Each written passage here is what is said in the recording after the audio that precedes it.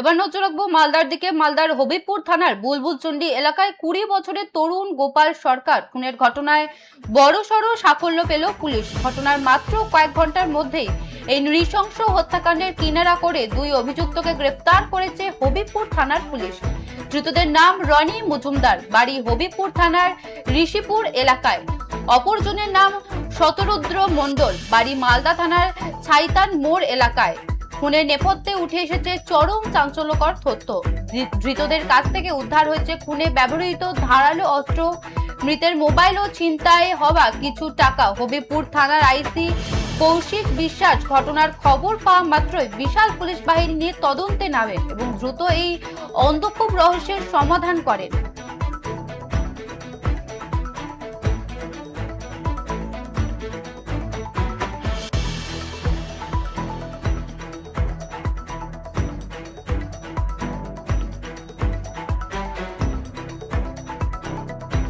যে খবরের দিকে নজর রাখছিলাম, মালদার হবিবপুর থানার বুলবুলচন্ডী এলাকায় 20 বছরের তরুণ গোপাল সরকার খুনের ঘটনায় বড়সড় সাফল্য পেল পুলিশ। ঘটনার মাত্র কয়েক ঘটনার মধ্যেই এই নৃশংস হত্যাকাণ্ডের কিনারা করে দুই অভিযুক্তকে গ্রেফতার করে পুলিশ।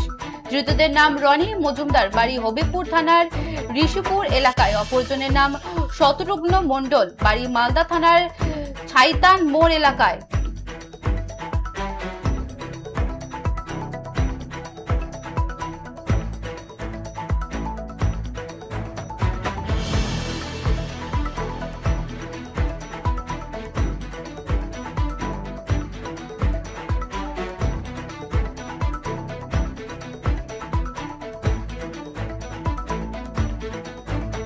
ঘটনার মাত্র কয়েক ঘটনার মধ্যেই নৃশংস হত্যাকাণ্ডের কিনারা করে দুই অভিযুক্তকে গ্রেফতার করে হবিবপুর থানার পুলিশ।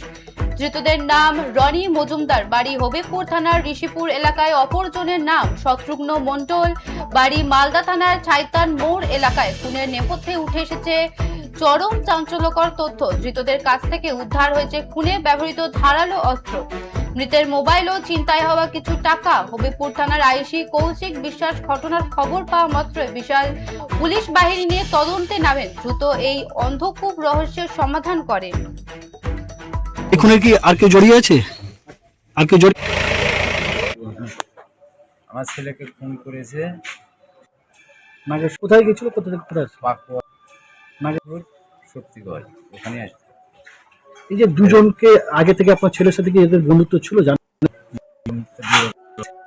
আপনার ছেলে আমার ছেলে কালেকশন করতো, কার আন্ডারে কাজ করতো? হ্যাঁ, ডাবর যেমন মিরাজ কোলগেট, এই ডাবর কোম্পানির কালেকশনটা করতো। কোথায় গেছিল? কোথায় পাকুয়া আসছিল, আসার পথে ওকে কিভাবে মেরেছে? ওকে চালি দিয়ে মেরেছে। এখানে ধরে টেনে আবার পায়ে মেরেছে, হাত দিয়ে ঠেকা তুলেছে, হাতে খুব মেরেছে। একবারে মেরে জঙ্গলের মধ্যে লুকিয়ে রেখেছে যাতে ও কেউ না 4-5 দিন দেখতে পায়। এটা রেল স্টেশন জঙ্গলের ফেলে রেখেছে। রেল স্টেশন কালেকশন করে এসেছিল, টাকা ছিল 3 লাখ টাকা ছিল কাছে। এখন আপনি কি চাইছেন? আমি চাই ওর ফাঁসি হোক।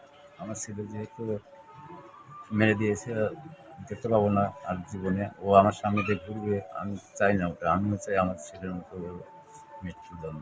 কেন খুন করেছিলেন? কেন খুন করেছিলেন? রেডি হয়ে ঘুরছিল, যে ছেলেটা রেডি হয়ে ঘুরছিল। কেন খুন করেছিলেন? এখানে কি আর কেউ জড়িয়ে আছে? আর কেউ জড়িয়ে আছে এই খুনে? সারাদিন ধরে বসে আছে, চলে গেল।